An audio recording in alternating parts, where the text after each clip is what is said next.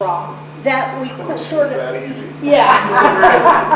But seriously, You just pick it right up. Yeah, Ooh, yes. family and Santa, heck yeah, you can have fun. well, we have attention that we didn't have before, and we have advocates that we didn't have before. And so we can only hope that it will make the process work. And that's what we're trying to do.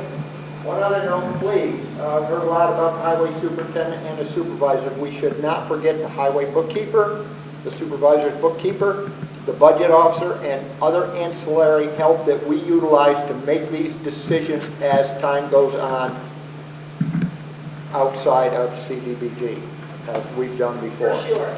There's a lot of help we get and a lot of knowledge besides what we have.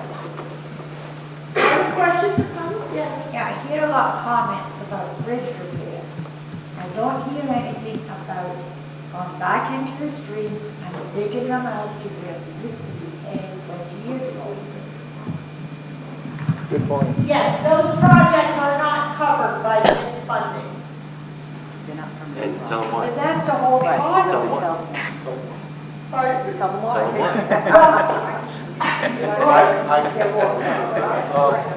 So it's considered a stream maintenance issue.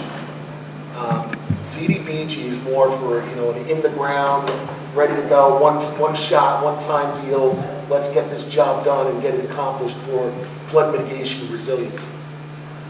The problem with gravel harvesting, channel modifications, debris removal, these are all standard maintenance issues that we still will continue to go to the DEC and ask for assistance whenever possible, but the DEC is requiring that you do the science behind each selected area for the removal to show that there is some flood reduction benefit to the local region in that area.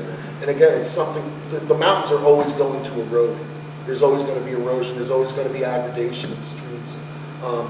But we are trying to find those areas and highlight those areas where it does affect a population center, say the intersection of Shanaken, down by Mount Tremper Bridge, in Phoenicia, Oliveria. I mean, we know the areas well at this point, and we're going to continue to try to pursue that through other avenues, but this is not the funding source. We've been told 100 times not the funding source for it.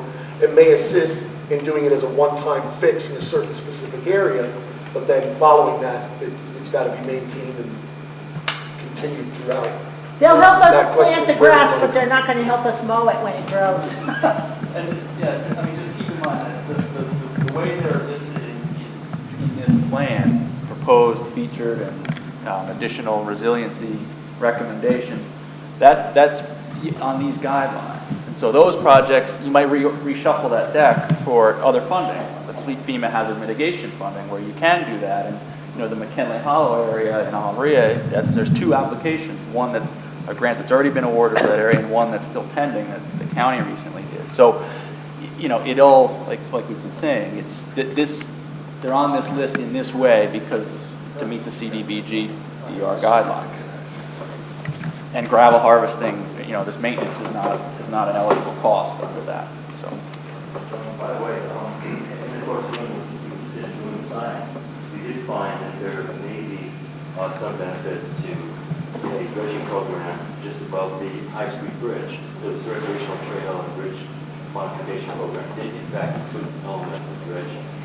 That we actually had to kind of fight with the state powers to be to allow us to put it in there. It's not totally true that we totally bypass the dredging issue. So if that does happen, there'd be a good point. Other questions? Well, if there are no other questions, I just want to take a minute to thank you for coming out. I want to thank Tetra Tech, Cynthia and Greg and Jessica, who have been our everything on this project, from our consultants and our scientific and communication and everything else that we needed to have done. So thank you to our Tetra Tech team. And all I can say is stay tuned, keep in touch. And get involved. Get involved. These are not yet on the town websites. They will be, but they are not yet there because they're not 100% finalized by the states.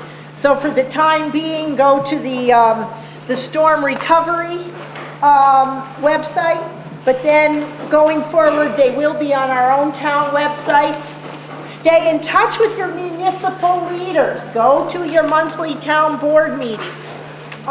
Speak to people in your community and make sure that these concerns are recognized and addressed, and as new ones arise, that you make sure that those are being addressed as well. So thank you very much. Thank you, John.